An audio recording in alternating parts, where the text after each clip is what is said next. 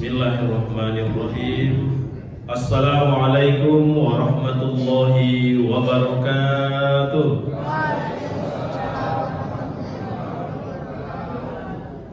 Alhamdulillahillazi farada alaina siyam wa anzalal Qur'an fi syahri Ramadan hudan linnasi wa bayyinatin minal huda wal furqan. Asyhadu an la ilaha illallah wahdahu la syarika lah wa asyhadu anna Muhammadan abduhu wa rasuluhu man la nabiyya ba'dah. Qala Allah ta'ala fil Qur'anil Karim, a'udzu billahi minasy syaithanir rajim. Bismillahirrahmanirrahim. Ya ayyuhan nasu ubudu rabbakumul ladzi khalaqakum wal ladzina min qablikum la'allakum tattaqun. Shadaqallahul azim. Pengurus masjid, Bapak Ketua dan seluruh jajaran pengurus yang sama-sama kita hormati, Bapak Imam yang kita muliakan, orang-orang tua kami, para sesepuh, tokoh agama, alim ulama, tokoh masyarakat cerdik pandai, Bapak Ketua RW, Ketua RT di lingkungan kita, Bapak Ibu yang dirahmati Allah Subhanahu wa Ta'ala, para pemuda remaja, anak-anak yang kami sayangi dan kami banggakan. Setinggi puji sedalam syukur, mari sama-sama kita persembahkan kehadiran Allah Subhanahu wa Ta'ala dengan mengucapkan Alhamdulillahirabbil alamin. Salawat dan salam junjungan alam Nabi besar kita Muhammad sallallahu alaihi wasallam. Allahumma salli ala sayyidina Muhammad, Allahumma salli wa sallim wa barik alaihi. Assalamu alayka ya Rasulullah. Malam ini, di malam yang kelima, kita dapat melaksanakan Qiyamul Lail di bulan Ramadan ini. Artinya sudah 4 hari kita melaksanakan ibadah puasa. Mudah-mudahan seluruh amal ibadah yang telah kita laksanakan ini diterima oleh Allah Subhanahu wa Ta'ala. Amin ya rabbal alamin. Di malam yang kelima ini, anak-anak Pak Ustaz, judul santapan rohani kita adalah puasa menjadikan kita orang yang memiliki sifat tawadhu. Ya. Sifat tawadhu termasuk dalam kajian akhlakul karimah. Secara bahasa, tawadhu itu artinya orang yang memiliki sifat atau sikap rendah hati. Lawannya adalah takabbur, akhlakul mazmumahnya. Adalah Rasulullah dan para sahabatnya telah mencontohkan kepada kita bagaimana Nabi dan para sahabat itu menerapkan sifat rendah hati tawadhu itu dalam kehidupannya. Dalam suatu riwayat dijelaskan ketika Nabi sedang menyampaikan pengajian seperti ini di depan para sahabat dan pengikutnya. Penuh sesak ketika itu majelis Nabi di dalam masjid itu. Sampai-sampai penuh sesak. Ada seorang sahabat yang terlambat datang ke majelis Nabi itu. Apa yang dilakukan oleh Nabi melihat sahabat yang terlambat datang itu? Diambilnya oleh Nabi sorban yang berada di kepala di pundaknya itu, lalu dibentang, digelar oleh Nabi, diberikannya kepada sahabat itu untuk mempersilahkan duduk. Karena dalam masjid sudah penuh. Basuh awaknya tidak ada tikar di luar. Yang dilakukan oleh Nabi adalah diambilnya sorban yang berada di pundak dan kepalanya itu lalu dibentangkan oleh Nabi. Ketika Nabi sedang menyampaikan pengajiannya itu, ada salah seorang sahabat yang bernama Amr bin As merasa heran menengok Nabi. Karena ketika Nabi menyampaikan pengajiannya itu, Nabi selalu menatap wajah Amr bin As itu. Ditengok je tahu hidup Nabi itu wajah Amr bin As, tutupnya dengan model foto riba. Selesai Nabi menyampaikan tausiahnya itu, Amr bin As bertanya kepada Nabi, "Ya Rasul, lama tadi engkau menyampaikan pengajian di hadapan kami. Kami banyak dapatkan ilmu, tapi saya merasa heran. Kenapa selama engkau tadi menyampaikan pengajian di hadapan kami, engkau selalu melihat wajahku?" kata Amr bin As. "Bukankah di dalam majelis itu tadi ada sahabat yang lebih mulia daripada saya? Ada Abu Bakar di situ, ada Umar bin Khattab, ada Utsman dan ada Ali bin Abi Thalib." Ketika itulah Nabi bersabda, apa kata Nabi? "Wahai Amr bin As dan sahabat-sahabatku yang lain," kata Nabi, dengan siapapun kamu berbicara, maka ketika kamu berbicara itu, bercakap-cakap itu, lihatlah lawan bicaramu. Ketika engkau memalingkan pandanganmu dari lawan bicaramu, engkau tidak akan bisa menjadi orang yang tawadu, memiliki sifat rendah hati. Kayak kita ini loh. Hampir semua bapak dan ibu nengok ke saya nengok juga ke bapak. Saling pandang kita. Tapi kalau saya umpamanya sedang pengajian ini, kamu tengok ya Pak. Ibu-ibu yang dirahmati Allah, tapi saya tidak nengok-nengok ke ibu. Apa kata ibu dan bapak ke saya? Sombong Ustaz tuh. Ini ceramah depan awak tapi yang mantu nak mandang ke awak. Maka Nabi katakan, dengan siapapun kamu berbicara, maka lihatlah lawan bicaramu. Salam wak jawang, ulurkan tangan, lihat wajahnya, tatap mukanya. Assalamualaikum, salam, apa kabar? Sehatnya? Ya, tuh kawan tuh Pak. Salam deh jawabnya cuman, ya apa kabar? Dari mana tadi? Nah, kata Nabi, engkau tak akan bisa memiliki sifat tawadu kalau seperti itu. Kalau pernah selama ini kita mendengar riwayat bahwa Nabi menjahit sendalnya sendiri, itu karena tawaduknya Nabi. Kalau Nabi kita membaca riwayatnya memeras susu, itu adalah tanda Nabi itu memiliki sifat tawadu. Kalau baca kita riwayat bahwa Nabi tidur hanya beralaskan pelepah kurma, itu sebagai bukti bahwa Nabi memiliki sifat tawadu.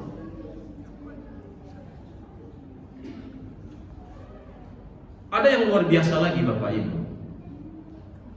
Di zaman Nabi itu hiduplah seorang Yahudi yang buta yang bernama Khaydir bin Sufyan. Khaydir bin Sufyan itu adalah Yahudi yang buta yang kerjanya minta-minta di pasar.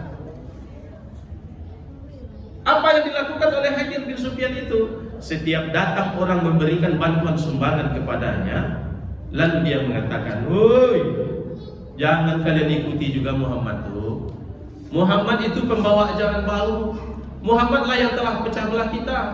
Muhammadlah yang telah menyesatkan kita." Sampailah berita itu ke telinga Rasulullah. Ketika sampai berita itu ke telinga Rasulullah, apakah Nabi ketika itu marah-marah kepada Khaydir bin Sufyan? Tidak. Justru yang dilakukan oleh Nabi itu adalah, riwayat mencatat dalam sirah Nabawiyah itu, selesai Nabi melaksanakan sholat subuh, Nabilah orang yang paling pertama mengantarkan makanan bantuan kepada Khaydir bin Sufyan, sang Yahudi yang buta itu. Jadi selesai Nabi melaksanakan sholat subuh, Nabi pergi mengantarkan makanan kepada Khaydir bin Sufyan. Ketika diantarkan oleh Nabi, lalu Nabi menyampaikan, Khaydir bin Sufyan, Nabi tidak mengatakan, "Oi Khaydir bin Sufyan, ini Muhammad antar makanan kepadamu. Kamu kan yang jelek-jelekkan saya kan? Kamu yang fitnah-fitnah saya kan?" Tidak. Selesai Nabi antarkan, Nabi pun pergi. Sampai kapan itu dilakukan oleh Nabi? Riwayat itu mencatat sampai dengan wafatnya, sampai mati. Meninggallah Nabi pada hari Senin 12 Rabiul Awal. Jadi meninggalnya Nabi itu sama dengan hari kelahirannya, sama-sama hari Senin, sama-sama di tanggal 12 Rabiul Awal. Meninggalnya Nabi pada hari Senin 12 Rabiul Awal itu, jenazah Nabi itu baru dikebumikan pada Rabu subuh pagi. Ya, itu bertanya Pak, ya Pak, kenapa lambat dimakamkan Nabi itu ya Ustaz? Baca dalam satu buku yang berjudul Sirah Nabawiyah yang ditulis oleh Syekh Safiuddin Rahman Al-Mubarakfuri, juara 1 penulis tentang sejarah Nabi tingkat dunia. Dalam buku itu dijelaskan meninggalnya Nabi pada hari Senin itu, jenazah Nabi baru dikebumikan pada Rabu subuh pagi. Kenapa lambat dikebumikan? Ini kalau dalam analisa kajiannya adalah persoalan politik. Siapa yang akan menggantikan Nabi setelah dia wafatnya? terbaringlah jenazah Nabi mulai dari Senin, siang, sore, malam sampai dengan Selasa pagi, siang, sore, malam sampai pula dengan Rabu subuh. Rabu subuh baru dikebumikan jenazah Nabi. Tak ada orang yang mengantarkan makanan kepada Khalid bin Sufyan. 3 hari menjelang wafatnya Nabi pun terbaring sakit. 3 hari, Ahad subuh, Sabtu subuh, Jumat subuh. Berarti 6 hari, mulai dari Jumat sampai dengan Rabu, tak ada Nabi mengantarkan makanan. Khalid bin Sufyan pun kaget.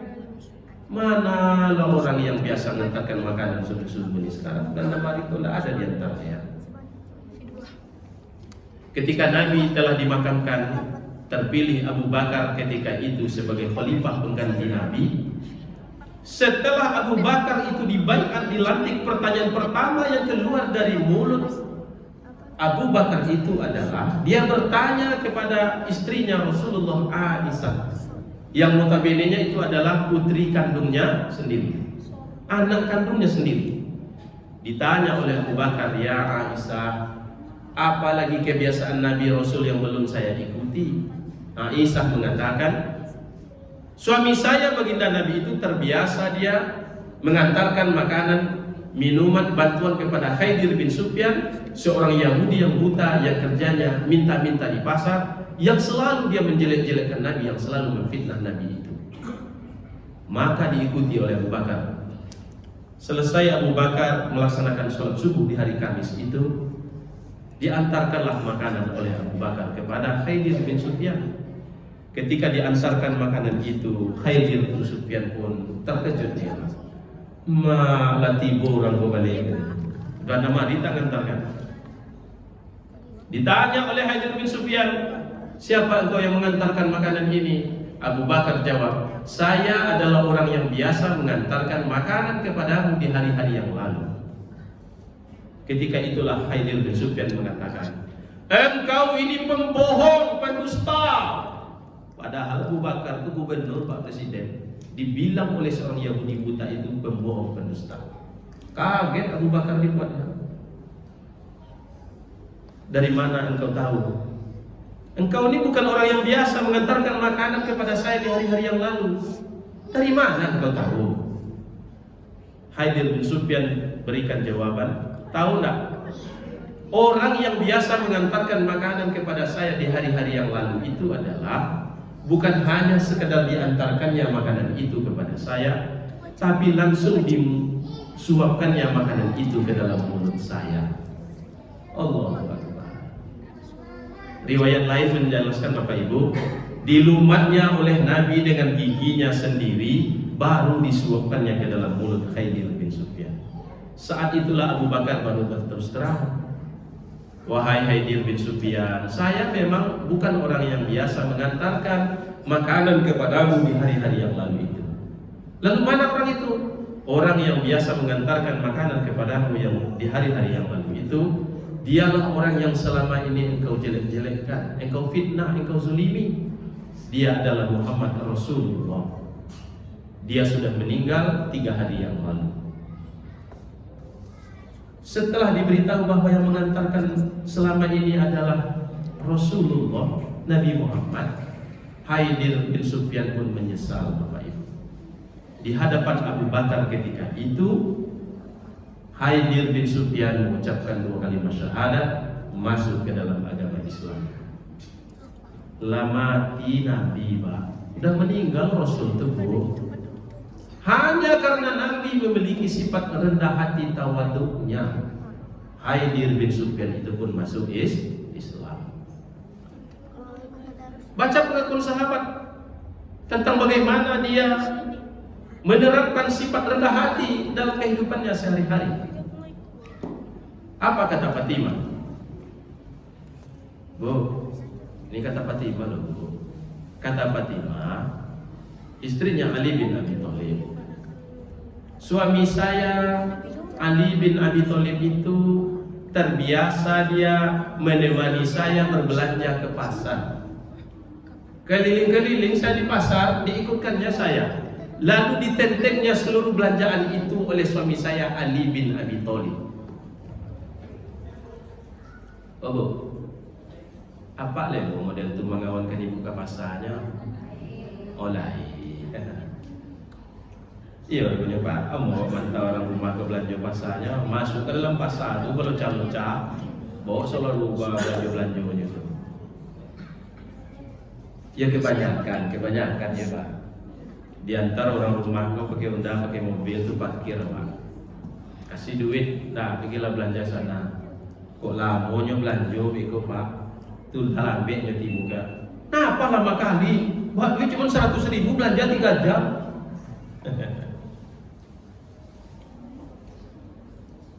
Bapak Ibu yang dirahmati oleh Allah Subhanahu wa taala. Puasa ini mendidik kita menjadi orang yang memiliki sifat rendah hati. Ketika kita merasakan bagaimana rasanya lapar, haus dan dahaga. Oh, rupanya beginilah yang dirasakan oleh saudara-saudara saya yang fakir miskin itu. Berapa lama kita merasakan ini Pak? Sebulan ya Pak. Sebulan cuman Bu. Sementara saudara-saudara kita yang fakir dan miskin itu saban hari dia merasakan lapar, haus dan dahaganya itu. Maka ketika kita melaksanakan puasa itu menjadikan kita ini orang-orang yang memiliki sifat rendah hati dan tawadu. Adalah Abdurrahman bin Auf, orang terkaya, sahabat terkaya pada masa Nabi. Asal bertemu dia dengan budak, dimerdekakan oleh Abdurrahman bin Auf itu. Tapi apa yang terjadi dengan Abdurrahman bin Auf itu?